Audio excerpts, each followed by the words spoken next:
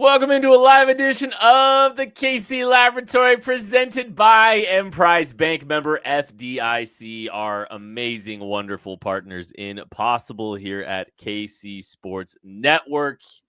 And boy, howdy, am I delighted. Boy, howdy.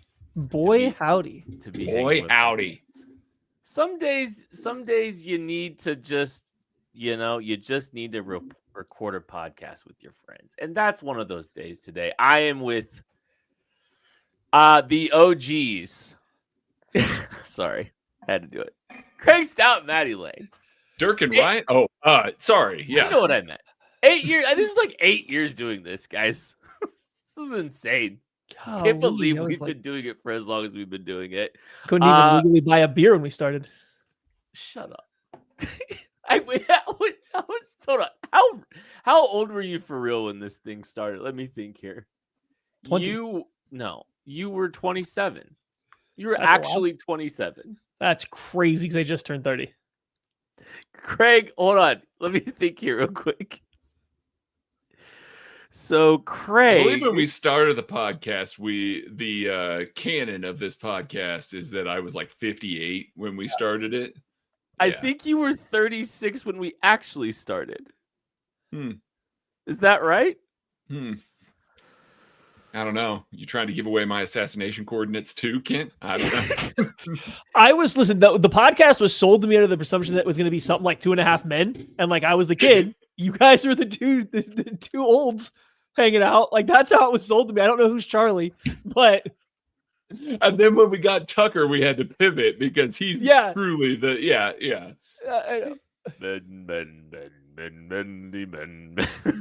I know. Come on. I got to hear the end. I got to hear the. You got to do the high part. Yeah, because you guys have heard me sing so many times. You think that's still true. going to happen, The right? world needs to see it. Someone, Jackie Moon says Craig is Charlie. Oh, buddy. Okay. You know what? Like, I don't think Craig gives Charlie energy, but Kent definitely gives Alan energy. So I think you kind of have to be Charlie. This is 100% true. This is not even close. This is so verifiably true. Cannot wait for all the new addictions that I got coming down the pipeline, everybody. Here we go. Oh. I hope you're okay, Crazy buddy. documentary. I don't know. Do you guys remember when we first started this show? We didn't even do segments together for the first few episodes. Like when we first started podcasting together, it was like me and Craig, and then me and Maddie for segments, and we just like split it up. Do you guys even remember that time? No, I absolutely do. Yeah. I also don't remember last week, so that's not an indictment of anything other than my memory. But enough about the Bills, am I right? Hey, I'm on one. Huh? Thanks everyone hanging out with us tonight. Oh man. It's a bye week, you know? Clearly. This is the KC Laboratory. This is a Wednesday edition. This is a bye week edition. This is the bye week. We count these as the bye week episodes, even though because normally we be game previewing. Yeah, okay. Just trying to figure out how we're doing all that. What's Monday gonna look like? I don't know. We're gonna have to. We'll tend to that whenever we get there. But ladies and gentlemen, it is time for the segment. Oh man, that is sweeping the nation. 7 minutes with Craig Stout. Tuck, hit the music.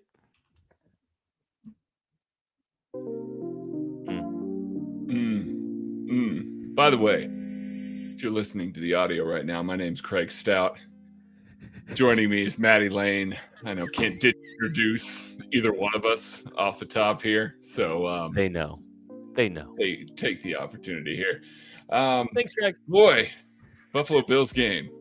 What a terrible football game that was for the Kansas City Chiefs. That is one of the few times that we've seen in the Andy Reid era that his football team has really gotten their ass kicked. There just wasn't much that went right for this team, which is why it's a miracle that Patrick Mahomes hits Tyquan Thornton in the hands, in the end zone, not on the Hail Mary, the play before, with a chance to try and tie the game up. Unbelievable series of events. That whole game made very little sense to me. And as I continued to watch this back, I saw several things that also didn't make sense to me and kind of put this all in a little bit of perspective for me. First of all, Jaden Hicks plays 4 snaps. 4. Count them. Lowest of the season. Noel Williams plays a ton of snaps. I think people are very excited about that. If you go back and you look at Noel Williams's usage, there's a lot of unique looks that the Chiefs are trotting out there. A lot of them. Go back and watch the Dalton Kincaid touchdown. If you're watching the All-22, you actually see it starts. Noel Williams is lined on the outside. Trent McDuffie actually comes out there like he's going to line up against Khalil Shakir in the slot and moves Noel Williams to the slot. Noel Williams then is in man coverage against Khalil Shakir, follows him across the formation. It's weird. Chamari Connor has to kick down because it's Noel Williams in the slot. There's a little bit of confusion there. Chamari Connor doesn't stay over the top of the Dalton Kincaid route. Drew Tranquill falls, easy touchdown. Go back a little bit later. There's a Tampa 2 look where you see a unique rotation where you've got Trent McDuffie dropping to a deep safety look. You've got Chamari Connor dropping down into the hook. He's going to be the pole runner in a Tampa 2 look. And then you've got Brian Cook opposite on the other side.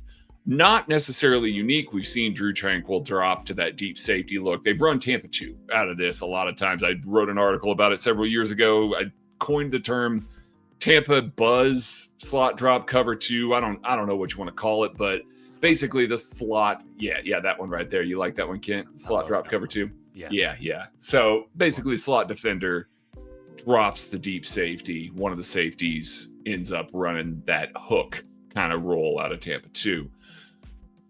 This is not something that was well communicated. There's a single vertical route and 3 guys end up chasing it because it's a different look. These guys have not run this together. Trent McDuffie doesn't typically drop to that deep safety.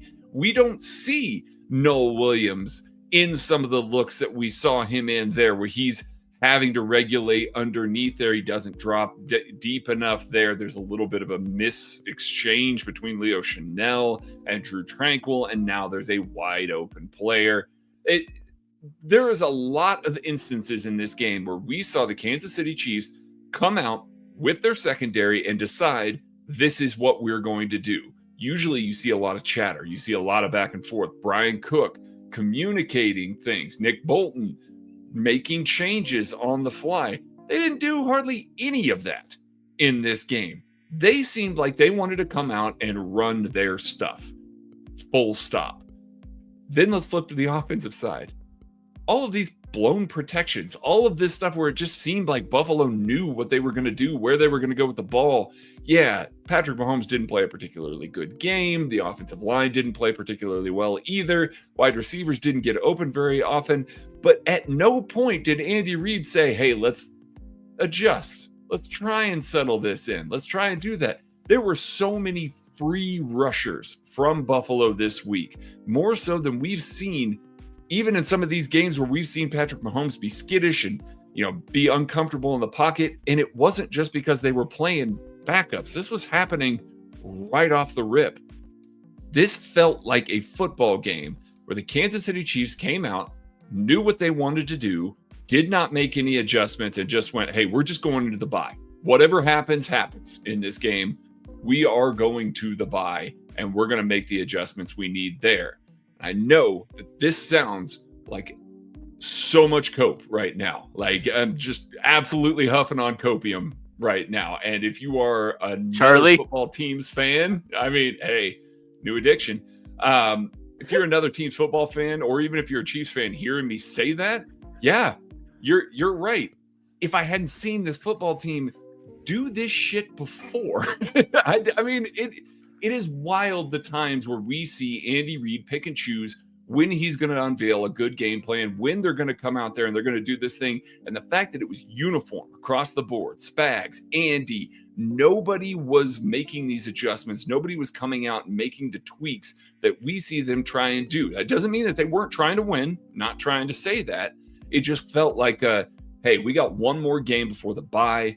We know we got people, we got reinforcements coming. Guys are going to be back after the bye. Let's just get through this one. We know we're going to see this team again later down the road. We don't need to craft a big, elite, elaborate game plan. They don't do that against the Bills. Every single year, they run the most basic stuff. It just felt like that again. And so the more I watched, the further I got away from it. And again, I realized this seems like Cope and it feels like Cope and it kind of is Cope. It really did just feel like the Chiefs went, let's just get into the bye. We got the reinforcements coming. Those are the games that we know we need to win. Our destiny's in our hands. Denver, Indy, Houston, they got games against teams up above them in the rankings. Let's just go handle our business after this is done. Yeah.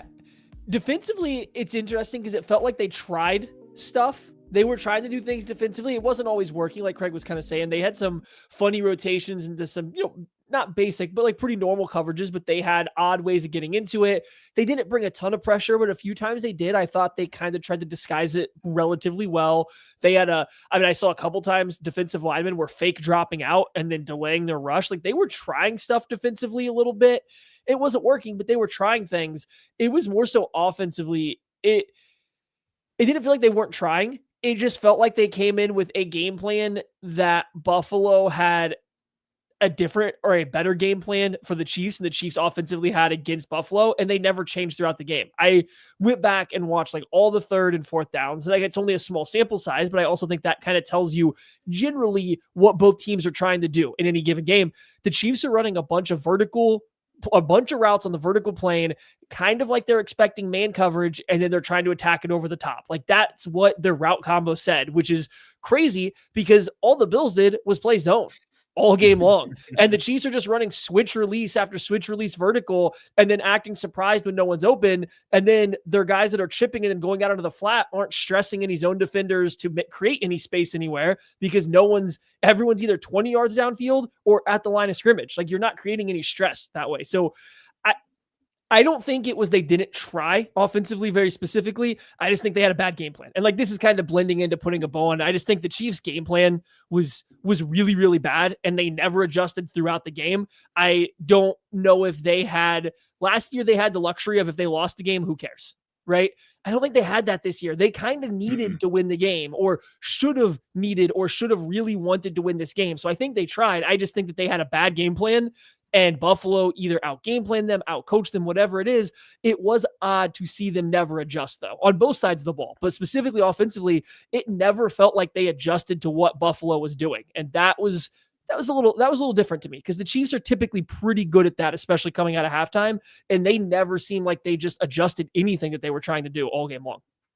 Yeah, and again, not saying that they should have taken this strategy. I see some of the chat here. Fully agree. They're 5-4. They don't have games to give here. But it just felt the same.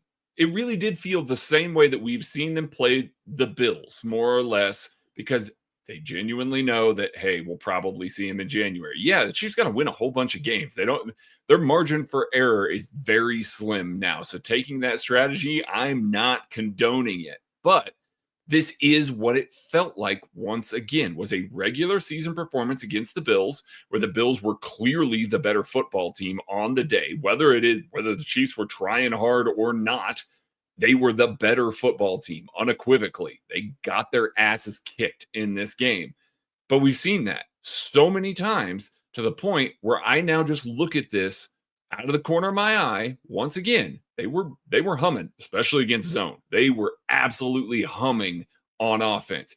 Can't tell me that this offense just immediately went, oh, we don't know how to beat zone anymore. It's so bizarre to watch such a fallback there. I really do. The more I watched it, the more I went, boy, this feels like a one-off and not an indicator of what this team actually is. I actually kind of have a question stemming from that. So I'm going to ask that here in a second. But first, I'm calling all Chiefs fans. You could be on the field at the 50 inside GEHA Field for the official coin toss at a Chiefs home game this season. Here's what you got to do. You got to visit chiefs.com/GEHA now. Enter to win a chance to be on the field for a once-in-a-lifetime view of the pre-game coin toss. Plus, you can score other exclusive prizes. Enter for a chance to win at chiefs.com/GEHA. GEHA is the proud partner of the Kansas City Chiefs. I'll ask these guys a question right after this. My name is Terrell Jolly. A lot of people call me TJ, founder and CEO of Integrity Capital Management. So Integrity Capital Management originally started out as a property management firm, but we slowly transitioned to what is described as an incremental development firm that's focused on situational housing. I know most people say affordable, but we believe in creating housing for people that are actually in need and built to the end user. I believe everyone needs a home because when you have home, you have hope. The reality is that when you're building a business, one thing you don't think about is like what a true banking relationship means. And, I had the honor and privilege of meeting Debbie early on in my career when I was just trying to get going. And as a small business, it's really challenging at times because people don't understand the concept or not believe the longevity because you're just getting started. But Debbie was willing to take a chance on me, be patient with me. I almost look at it like a grassroots initiative. She's seen and believe what I'm about. Anybody that's really true about their business and want to get some things done, I would definitely trust hands down Emprise because Deb's team, along with Aaron and Jackie and all the amazing people that work behind the scenes, even from the treasury side, I would say, hey, give them an opportunity because you won't be disappointed and you will actually be in hands that actually somebody care and that will see you from start to finish.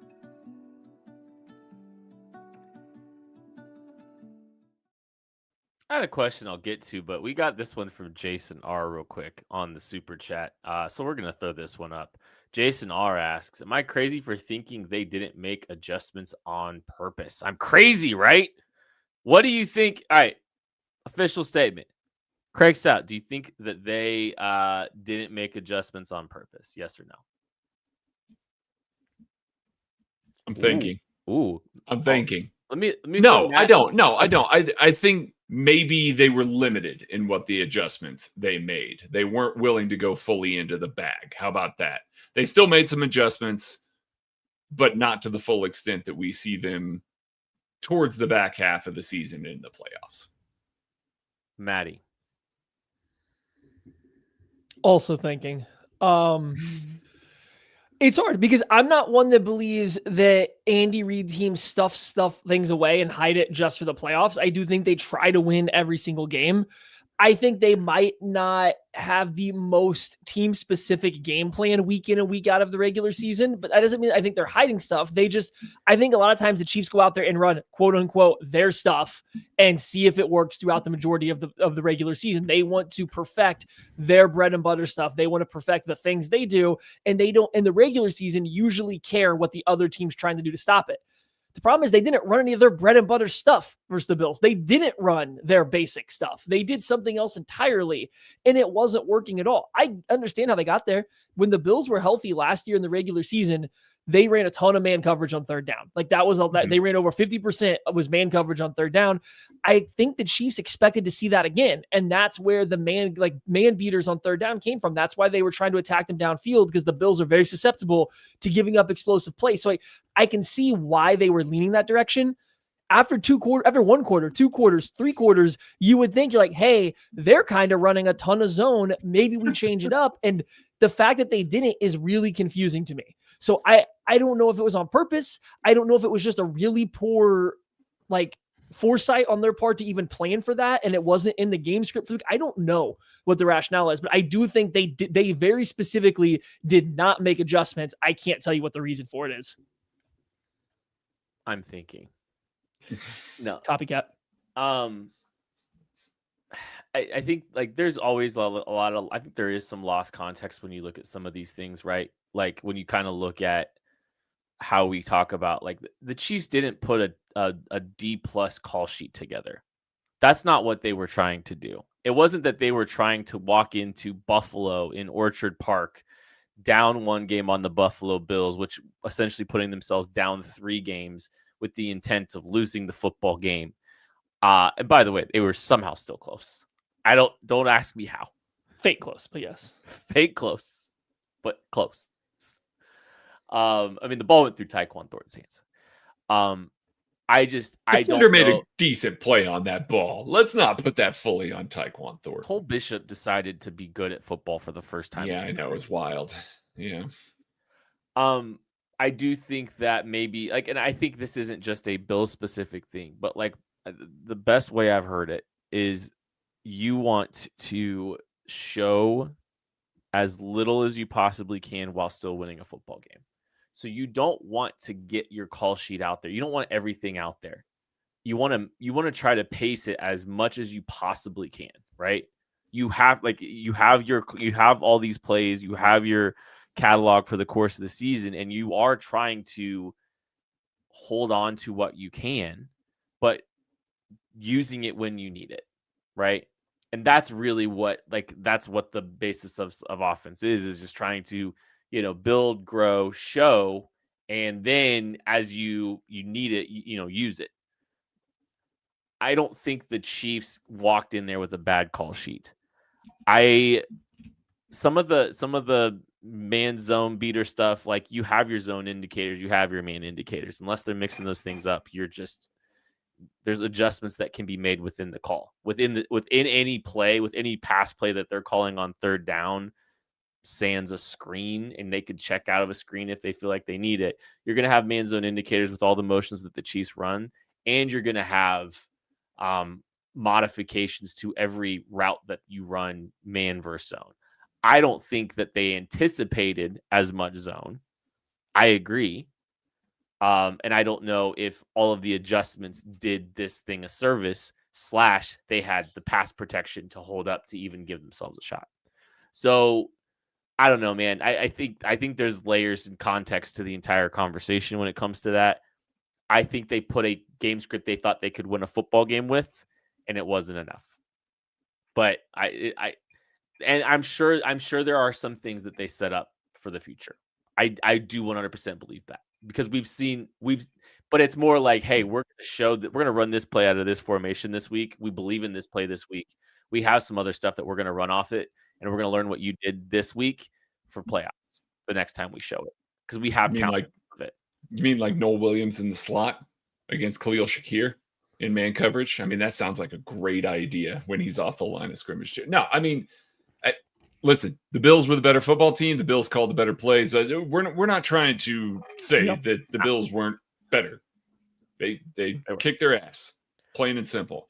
It's just the lack of changes and the lack of adjustment and the things that we saw. Like, think back to the Washington Commanders game. Think back to the New York Giants game. Think back to these games that we've seen them come out flat on offense, and they come out, after the half or a couple drives later, and we see, okay, this is what the other team's doing. We're going to adjust. We're going to do this. We're going to do that. They didn't do that.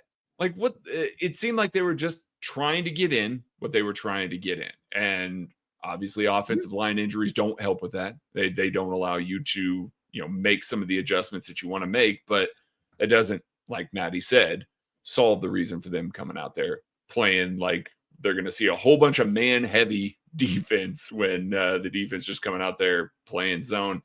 It was just a weird watch. The more times I watched it, the more questions I have. And usually when I watch back Chiefs games multiple times, I'm like, oh, well, that's what happened. They expected to do that. Again, Chargers game. Like, oh, well, they're going to start running the ball any minute here. And then they didn't. And then, oh, okay, well, that's what happened in that game. I usually can boil it down to one thing or another.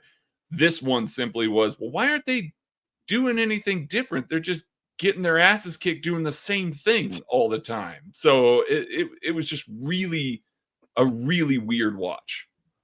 I also think the game script changes some things a little bit, because when you're down 2 scores, Sure. the game script changes a little bit on you, and that kind of happened for a big stretch of that game too. Again, they got whooped, they got dominated, somehow still close, but And I saw Bumpa ask, like, was it possible that, like, in the chat, they asked if the Bills just called better plays? Like, sure, they obviously did. Like, don't get me wrong. Yes, the Bills had a better game plan going into it, and they called a better game. It's just typically when this happens to the Chiefs, you go back and watch it, and it's 8 billion mesh routes, it's 8 billion RPOs and slants. Like, it's we are very used to seeing what the Chiefs' offensive game plan looks like when they mail it in with their very basic stuff. Hey, go watch the Raiders game. That was an offensive game plan that was mailed in. They just executed it very well versus a bad defense, so it didn't matter. That's what a mailed-in Chiefs like offensive game plan looks like typically. What we saw in this game wasn't. And like we were talking about earlier, I was watching it back. I'm watching for indicators that the Bills weren't disguising anything. It was very clearly going to be zone coverage, and the Chiefs were still just running, switch corner post and nothing underneath to hold a single hook defender. So all the Bills defenders were just drifting until it was carried to the safeties. Then there was nobody to hold the corner on the outside, so he just undercuts the corner route. Like, of course, like the process of that play even working makes zero sense. And there was more than one of those on third down. On your money down, on the down you're going to spend the most time game planning for, they had plays that just simply weren't going to work no matter how good the protection was. No matter what happened, they weren't going to work. So that was very odd. And it was very un-Chiefs-like in what the play designs were. Again, not the good or the bad of it, just the actual play designs were very un-Chiefs-like. It wasn't West Coast. It wasn't Andy's RPO stuff. It was very odd, vertical, like 2019, 2018 Chiefs stuff, but expecting they were playing like a man heavy. Is just, again, very odd, I think is the best way I can sum it up. And so I got nothing else in the Bills unless Kent does, because like it's just very weird offensive performance. Clearly Joe Blameyer was calling the plays. That's the only explanation that we've got here. No, I mean, and again, I realize that this is Cope, that this is bullshit. Like what we're saying here. If I hadn't seen this team do this before, like, I mean, that's the thing. 31 other teams in the NFL do this sort of thing. I'm going, wow, that was a bad game. That was a terrible game. That portends doom, the things to come for that football team. I've just watched this dumb football team do this enough times and then turn it around. It's silly to me, but that's the only reason why I'm even entertaining it. I was gonna ask you guys too, like, I'm trying to navigate, like, that team did not sound dejected in Buffalo. We've seen a 5-4 football team in Kansas City. It's been a little rough, a little emotional, a little frustration. That group didn't seem as beat up about that loss, right? It was, it didn't come off the same way it has in the past. And maybe it's just because at one point they've gone 5-4 and then lost to the Bills and then went on and won the Super Bowl. Maybe it's that. I don't know. But it just didn't seem like the kind of dejection that you normally get when the team is struggling. It just it's just funny to see this team go 5-4. We've seen a different version of this team slog through it at 5-4. And one, it was like the sky is falling. Mahomes looks miserable. This whole thing is a mess and it's never going to get fixed. And it turns out that Craig can't block at left tackle for Patrick Mahomes, and we're wasting a season of Patrick LeVon Mahomes' peak. And then this year it's like, all right, 5-4. Hey, here listen, we go. I'll tell you what. I'll play for what Jalen Moore's making. It's gonna go worse, but I'll play for it. Well, I mean, you had a shot a couple years ago, and you won a Super Bowl. How is that ring, by the way, Craig? No, it's great. It's really great. Anything else on Buffalo? Anything you have, Craig, before we move on to that? No, okay. We're good. We beat that horse to death. I would like to see the offensive line be more angry when Pat's getting crushed every other play. That pissed me off. Fair. He took a couple big shots and not a single person ever got mad. I don't need penalties. Don't care about penalties. But he took a lot of shots there in like the third quarter, early fourth quarter, and not a single time was anybody like starting to get a little annoyed. Did not love the look of that. And that's not like a specific person, just the team as a whole. Didn't seem like they were rallying around the Bills, very clearly making an emphasis to hit him as hard as they can. Like that's And something laying as a body weight on him too. that's something as an offensive lineman, you get pissed. Like that's what you're supposed to be pissed off about. Like that is actively part of your job, and they didn't care. And like that was not they didn't care. They didn't show or like act like they cared in the moment, and that was a little annoying.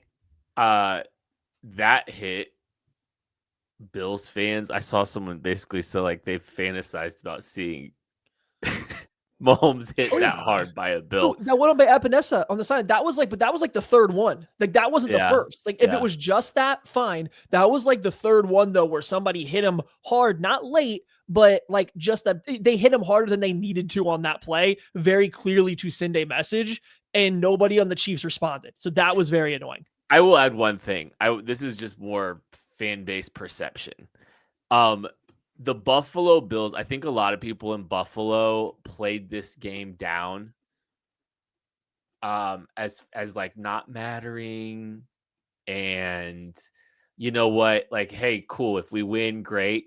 But it never happened. We want to win that one in January, so this one doesn't mean anything. This is the most bitter I've seen Bills fans after this game. They are so there was a lot of like it is the most bitter I think I've seen, because I saw some uncharacteristic comments from some Bills people. That Bills halftime show guy was coming after me at one point on social media a little bit. Like I was very bitter. Like they can act and pretend like this. Oh, it's just, you know what? It is what. No, I think this was a lot more cathartic for them than they ever want to admit that this regular season game matters. And so I'm just going to say, enjoy that, Chiefs fans. Enjoy how rent-free the Chiefs live in the Bills' head, because I think they pretended for 7 months, 8 months, 9 months, it's November, 10 months, that it didn't matter. It did. And it stings really hard. And this regular season win, guys, a regular season victory. Regular season. Imagine, Chiefs fans. Listen. Imagine. Hold on. Listen now. There are a lot of fan bases out there that do get very up and down for regular season wins and losses. There are 31 other fan bases that don't have the kind of success that this football team does. So let them get a little bit up. Let them get a little bit down. Like I said, they kicked the Chiefs' ass. So like, let them get a little bit up about this. I'm just saying it was funny to see the flip as soon as that game was over. It was hilarious because it meant way more than they pretended. I could see it from a lot of people. Very irritated with the Kansas City Chiefs. And I'm enjoying that very much. Regular season victory. This year, I think a lot of Bills fans expected to lose the regular season game because the team wasn't looking as good going into it, and the Chiefs were looking really good. So I think more so than other years, they thought they were actually going to lose this regular season game. And when they came out and won, I think that just kind of like, it's a little, they got amped up a little bit. They got a little amped about it.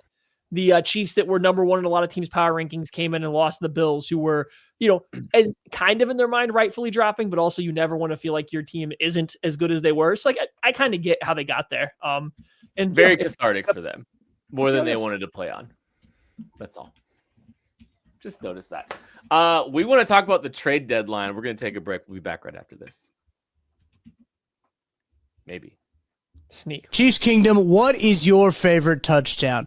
By now, you guys already know that my favorite touchdown is the next one, because with DraftKings Sportsbook, an official sports betting partner of the NFL, every touchdown could bring you closer to cashing in. From first touchdown score to anytime touchdown props or the thrill of live in-game betting, every snap is loaded with opportunity. You want spreads? They got it. Over-unders? DraftKings got you covered. Same-game parlays, regular parlays? DraftKings has it, and you need it. And here's the best part. New customers bet just $5, and if your bet wins, you'll get $300 in bonus bets instantly. Your team hitting pay dirt pays out to you.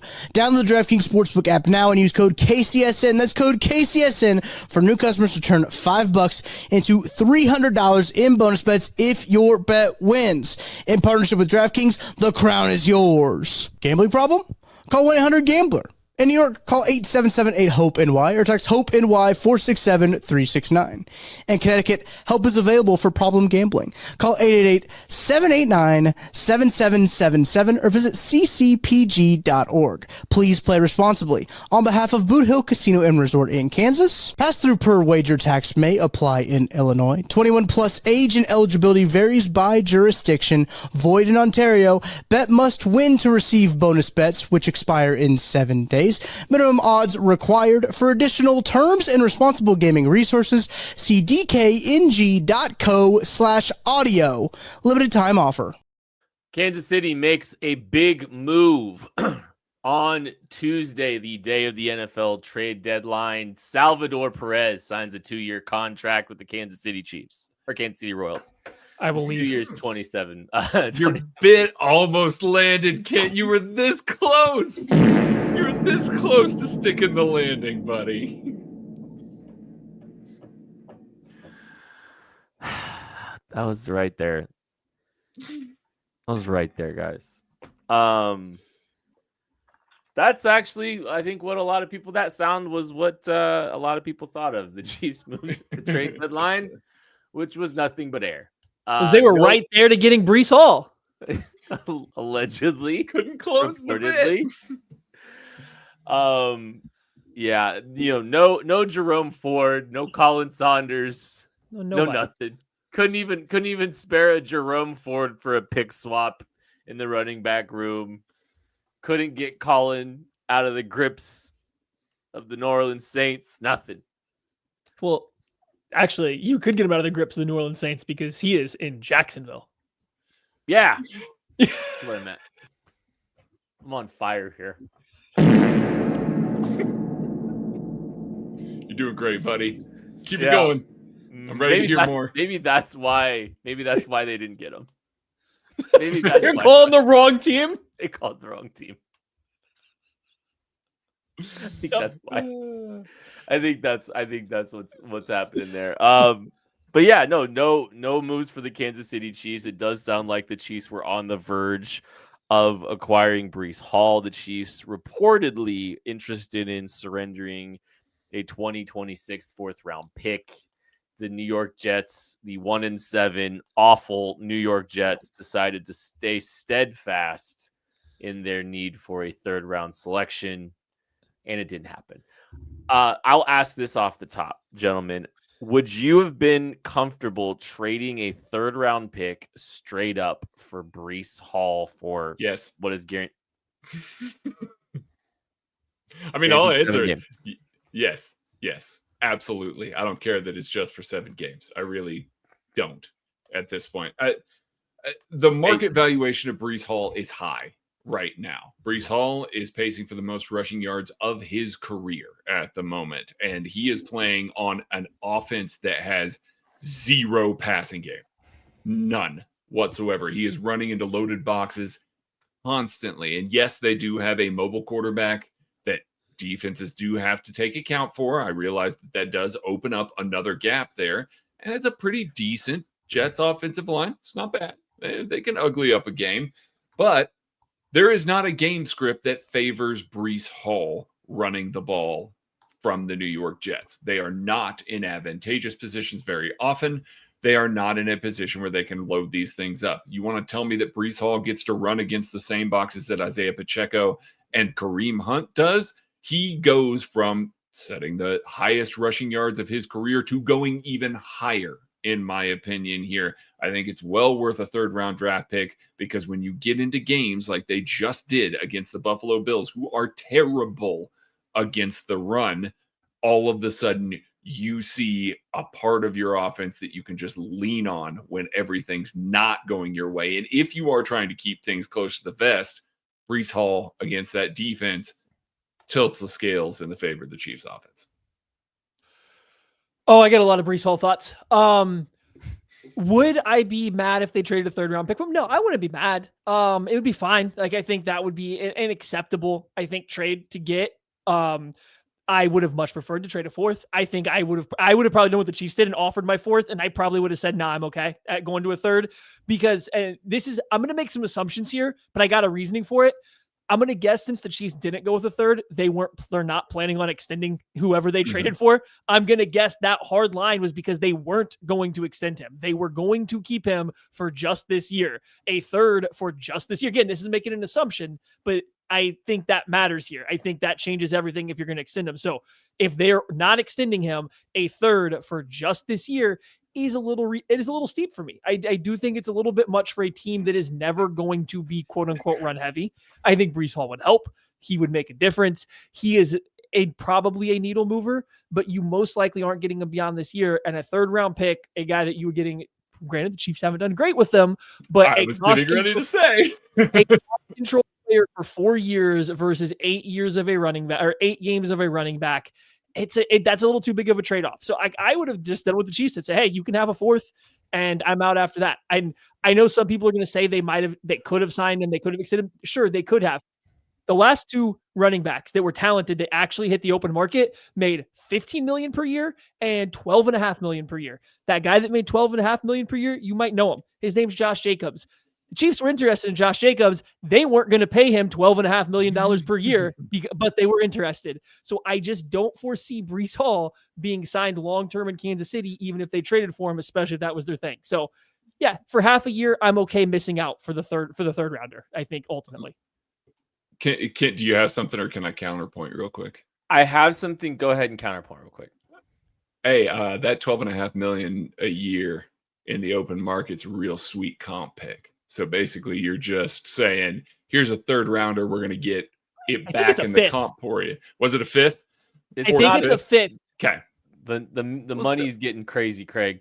It is getting crazy. You're right. But only 10 running backs only 5 running backs over the past decade have resulted in a comp pick at all, and none have been higher than a fifth. Now, there hasn't been a ton of big ones. I just throw that out there. True. But I'm saying you play the comp pick formula a little bit, and the Chiefs are ass at picking in the third round. They are terrible. Right now, they appear to maybe be getting somebody in Noel Williams, and Ashton Gelati, it's still early, that may work out in a major way for them. So I'm not saying that they're just always terrible at this, but in the Veach era, they have been awful at drafting in the third round. Truly, unequivocally awful. Worse than every other team in the NFL. It is really, really bad. So I am more than willing to come off of that pick. 2 of those picks are offensive tackles. All third round offensive tackles suck. So that's not really on them. They had too big of a offensive tackles in the third round then. Okay. Go ahead, Kit. Sorry. Well, I mean, hey, Colin Saunders was one of those third round picks. I'll also just throw this out here. So was Derek Nottie worth a third round pick in his rookie contract? The answer is yes. Yes. That is I have to say yes because I love nose tackles. So yes. 2025 on his 4th 1-year deal, Derek Nottie? No. But the version of them that he was fine for it. He's a third round pick for it. And he's their best one. Probably. Yeah. If you look until Noel Ashton, Leo's I'm not got a ruling them out. chance. Leo does have a chance. It's slimmer, but it's a chance. Leo's worth a third round pick too. A late third round pick, yes. A pick 102 or whatever he is. It's pretty on par with what I would expect from a third round pick. Yeah, that's fine. It's not a miss. Compare it to the rest of his picks. Compare it to his 4th, 5th, 6th, 7th round picks. He's way better at doing that. Way, infinitely better at this. This is just the round that he misses on the most. I'm just gonna add. I don't know how many comp picks are the Chiefs. I don't think they're gonna get any, even if they got Breece Hall, because I think who they're losing will not offset whatever they bring in free agency this upcoming season. And I don't even think it needs to be that big of a move, but there's really just not a ton of players that are going to count towards the comp formula in any real tangible way relative to what they're going to have to bring in to kind of counteract some of their losses. So even if I think they probably know roughly whether or not they would get a comp pick for him. And I don't think the odds are even in their favor, because I think they're going to have some work to do. They're going to have to work some do that. I did want to bring something up just about, because all this running back discourse over the last whole season, I would love to see the Chiefs have more, a better running back and a deeper running back room than they have. And I think I talked about this a long time ago this summer, but like I think one of the Chiefs, two things that the Chiefs really have skimped on historically during this unprecedented run of 3 straight Super Bowl appearances and 2 rings is they've kind of skimped on defensive tackle outside of paying for Chris Jones, and just kind of everything around him is going to be bare bones. And then they've also skimped at the running back room. Maddie's counterpoints, well, they had a late visit with Travion Henderson. You're right. So maybe there is a world where they spend a little bit more than they have. But this team is historically just they've had a ton of success, a lot of success without a running back, without investing a ton in the running back room. In fact, they are just fresh off the best run in the history of the sport without a ton at the running back position. And I'm getting a little bit just irritated about the forest trees kind of look here, where we're complaining as the Chiefs are kind of paying for the Bills kind of coming due on the dynasty a little bit. And we're complaining about how this team has just had no success without a running back. And this team desperately needs one when they haven't desperately needed one for 3 seasons. And the running back room's been subpar for the entire stretch. And it's just like, I'm kind of getting over how dire people are treating this, when this team's just won a ton of football games without even sniffing a major investment in the running back spot. So the most expensive running back on this Chiefs roster is not playing for the team. Yeah, that's what I was going to bring up. Look at the other guys that were signed in this offseason around that price point. If you want to feel really good about the Chiefs' investment at the running back room, They missed. They missed. They missed on J.K. Dobbins last year too, but J.K. Dobbins was about as much as they were going to spend on a running back. Correct. I'm so over it. I think the bill is coming due a little bit here, and you're seeing. This year is kind of a year between eras a little bit. I think there could be big changes in 2026 to this team. I think some of the core pieces. I'm not sure what it looks like for Travis Kelce. And I'll get to somebody else as well. But I don't know. I just don't love the discourse around how dire the running back position was as a need relative to literally not needing a running back at all for 3 straight seasons, and probably not needing a running back to tip the scale in their determination. Okay, wait for my intrusive thought. You're going to make me take the side of the people freaking out over not getting Breece Hall, which I hate right now. Pause. I am not making you do anything. You are. You're making your nature. Your terrible Salvador Perez lead-in has forced me into doing this. Okay? I have to take their side. Now I have to be on the side of the people that all have season accounts on social media and talk about Breece Hall and the Chiefs needing a running back. When the Chiefs were skimping on running back, everybody was still transitioning out of a cover 3 based defense where you couldn't run the ball against it. Everything was open downfield. You could just air it out. If you have not noticed over the past couple seasons, the offenses that have the most success, besides the Chiefs, which have been slipping offensively, have been able to run the football, not only because they have a better run game, but they also have talented running backs in the fold. So the Chiefs skimping on running back in the modern day NFL means a little bit more now than it did 5 years ago, which, oh, by the way, they did try to draft one in round 1. He just ripped his hip out of its socket as a rookie and lost any of the remaining juice that he had, which wasn't a ton, but they did try. So I get the desire of people to want a running back and how it would help this team tremendously. I just think people should be much more mad about not matching the Draymond Jones offer than getting a third for Breece Hall. Chiefs should be more mad about not even being in conversations with Jalen Phillips for a third rounder if they were okay with Breece Hall for a third rounder. So they should be more mad about the defensive linemen, not the running backs. And I think this is where I agree. And this is where I'm saying is if you are prioritizing things, this is what the Chiefs have done. They have not prioritized running back because they are balancing this high wire act of continuing to sustain success, paying all of their blue chips, and trying to keep the roster together. They're skipping out on running back primarily. That's one of the places that they have. And then nose tackle. They have not really made significant investments in those two positions. And that's the point I'm trying to say is like they're going to focus on other things. They're focusing the roster attention on basically every other position. And it's worked. It's worked. Except corner. Except where? Corner. Yeah. Yeah. That was a big But Dave Barrett's there, so I'm fine with it, to be clear. All right. Intrusive thoughts time. Everyone in the chat, you know what intrusive thoughts are. If you don't, Maddie, you can explain it. But chat, get some intrusive thoughts ready because we're going to be sharing some of yours too. Maddie, you can kind of set the stage for us. Set the stage. Craig, have you done intrusive thoughts yet? I haven't yet. Nope. Oh, this is going to be fun. So intrusive thoughts are thoughts that you have probably like when you're laying down trying to go to sleep and just these thoughts creep into your head. And like maybe you think about them then, maybe you revisit them in the morning once you wake up, but you're like, nah, I don't actually believe those, but it still just lingers around your head. It just keeps popping up like, what about this? You keep saying, no, I don't believe it. No, I don't believe it. But it just always lingers. It's just always hanging out there. So I'll even go first with mine because I have a pretty simple one. Tyquan Thornton snaps are going up after the bye week.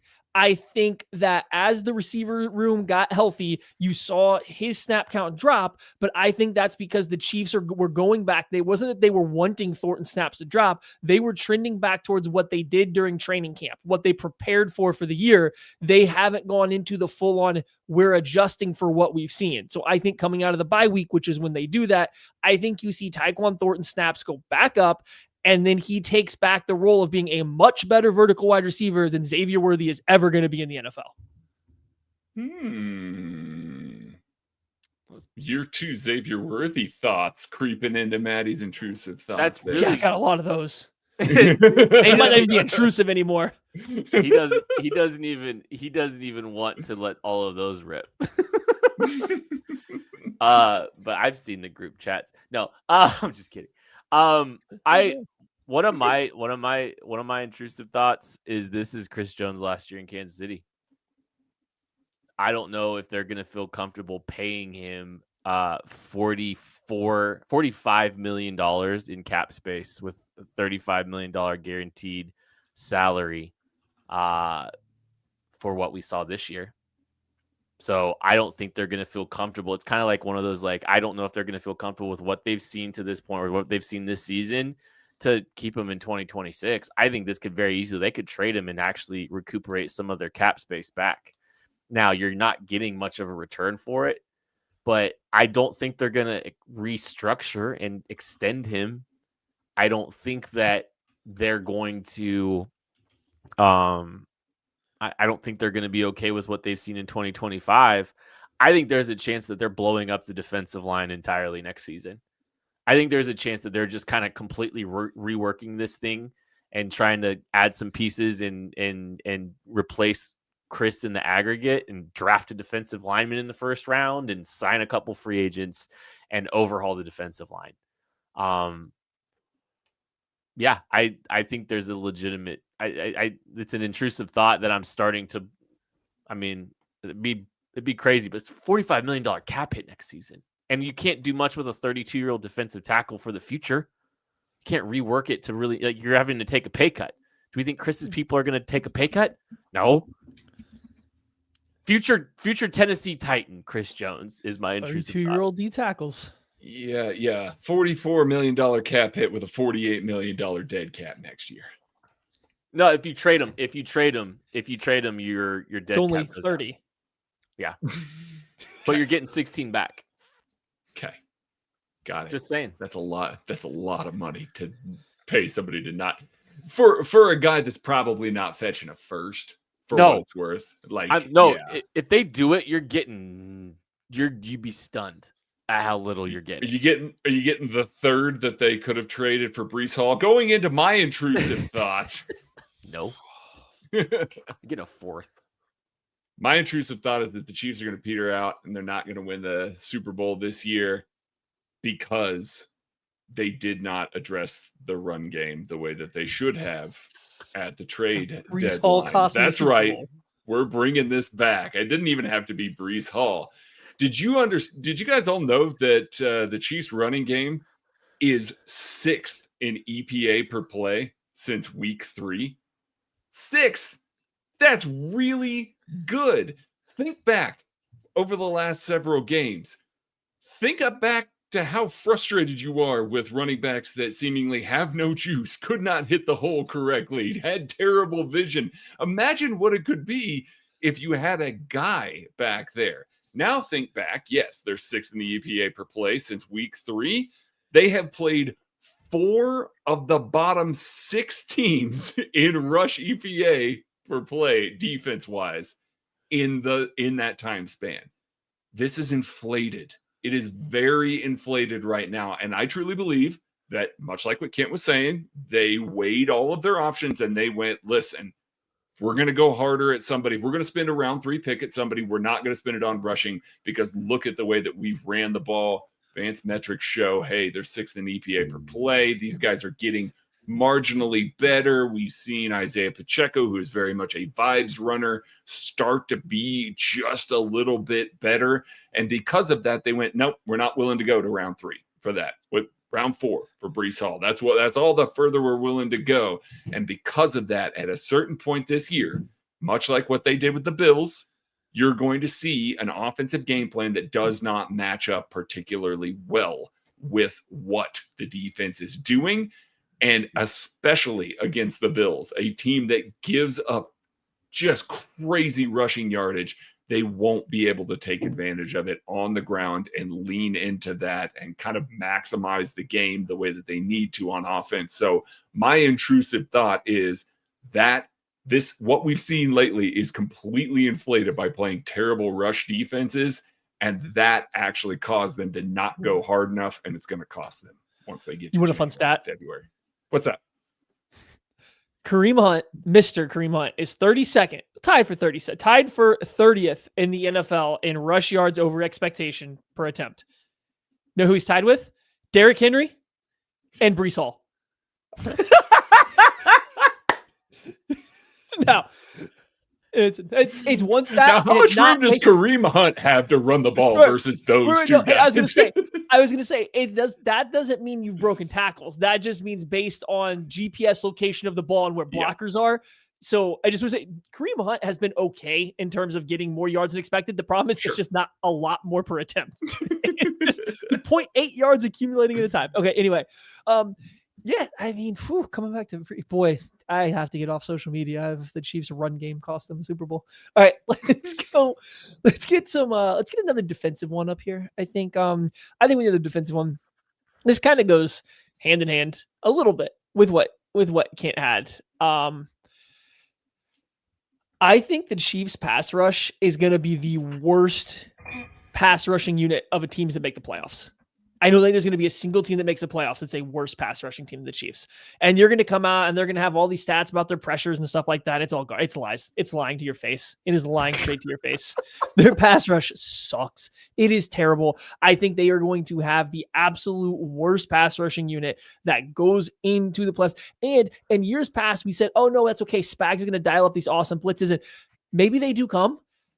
His blitzing pressure rate this year is significantly lower than it has been in years past. The way that teams run the ball, the way teams go into heavier packages, the formations teams use now, the fact that teams are more willing to keep an extra guy in to block has really muddled up some of the ability to bring these unique pressures that Steve Spagnuolo likes to do. Doesn't mean he can't get somebody from time to time, not saying that, but you're probably not going to get a game very often where he blitzes 15 times and it results in 10 pressures like we have seen sometimes in the past. So I think they are going to have the absolute worst pass rush out of all of the teams that make the playoffs this year. And they're going to have to overcome that somehow with a secondary that clearly has its ups and downs. Don't hate that one. I hate it. It's not that intrusive to me, if I'm honest. I went back and forth and really believe the problem is okay, that's a lot of teams make the playoffs anymore. Right? That's fair. Worst in the playoffs is a very intrusive thought. Hold on. Because before they played the Chiefs, the Bills had a worse pass rush in my mind than the Chiefs did. And then I watched the Chiefs game.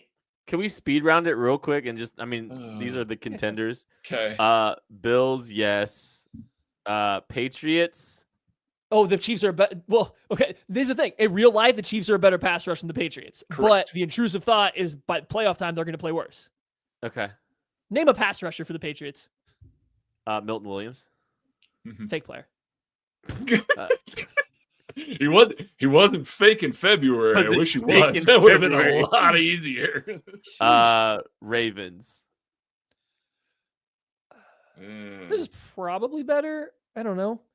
But see, you got competition already, though, right? Like these last two teams. Like Steelers. I mean, they're better. Highsmith will be back by then. Texans, yes. Colts, yes. Yeah. I guess. Jacksonville. Lou's got them humming. That's more of a team pass All rush right, than it here's is. my a intrusive defensive line. thought. Yeah. Here's my intrusive thought. Actually, I'm operating on the fly. Yeah, maybe the Chiefs pass rush isn't quite as terrible as we think because the entire league's pass rush sucks. There you go. We got all these pressure rates, and the Chiefs are like up there with all of these.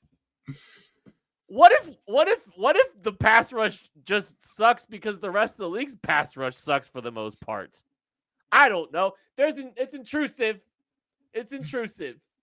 I've thought about it because we keep seeing even Brandon Thorne. I trust Brandon Thorne, and he's kind of trying to contextualize this, and he's still like, you know what? George Karlaftis is one of the best 10 pass rushers in football.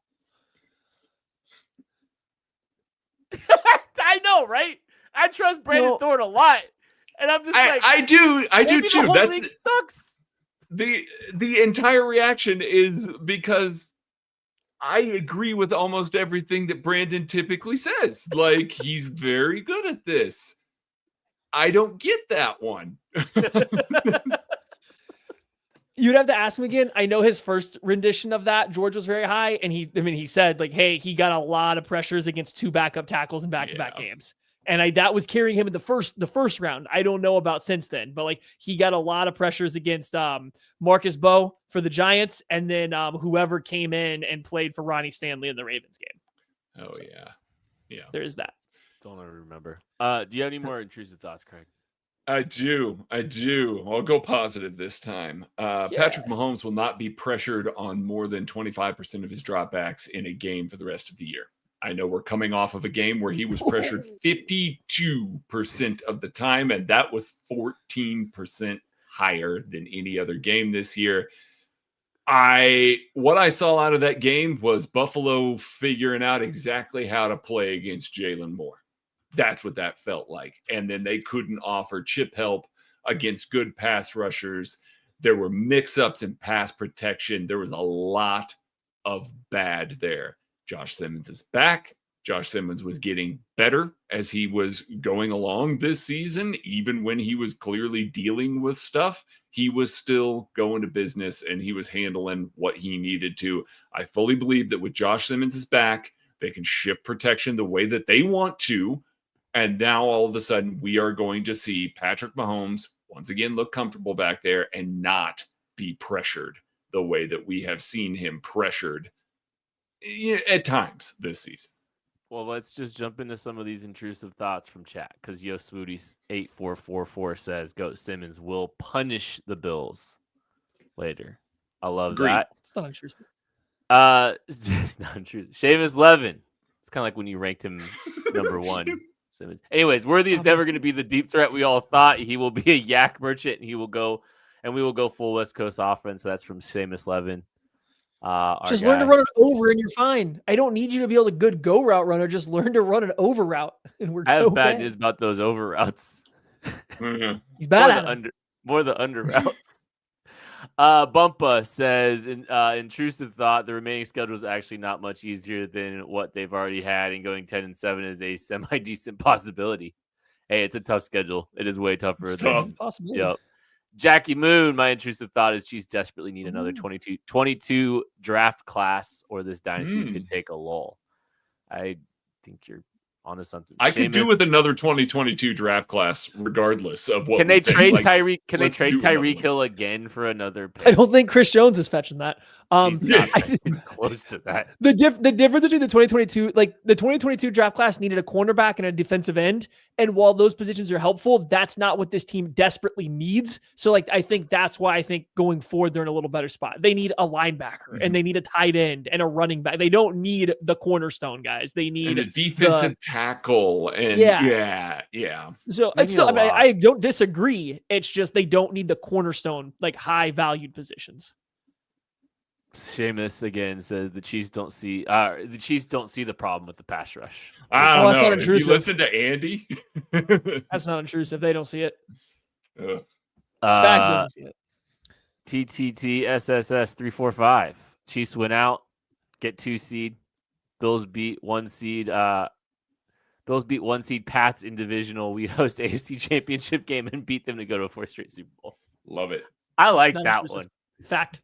That's what we're ending on. That's gonna do it for this episode of the I Case. got another one. Thank you all so much Man. for listening, watching, supporting. good Take one. that, F you. We love you. We appreciate you. We'll catch you later. The Chiefs put up the most points in the Denver Broncos this year in this game out of the bye. Woo! 32.